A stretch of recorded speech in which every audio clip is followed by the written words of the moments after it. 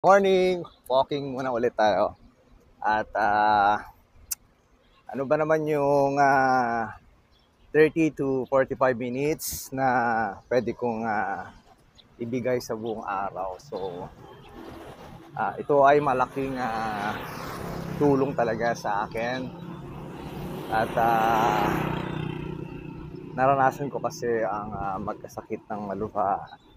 So, doon ko na-realize kung gaano kahalaga ang may magandang kalusugan.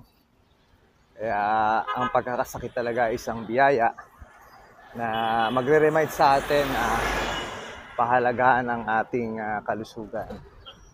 So dito tayo ngayon sa ating kalagayan na kung saan ay binigyan tayo ng pagkakataon para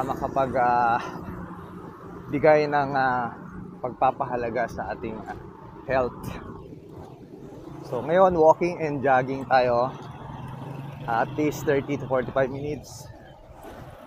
Hanggat maaari, everyday, magawa ko siya. Kung hindi naman, at least every other day. So, until now, months na tayong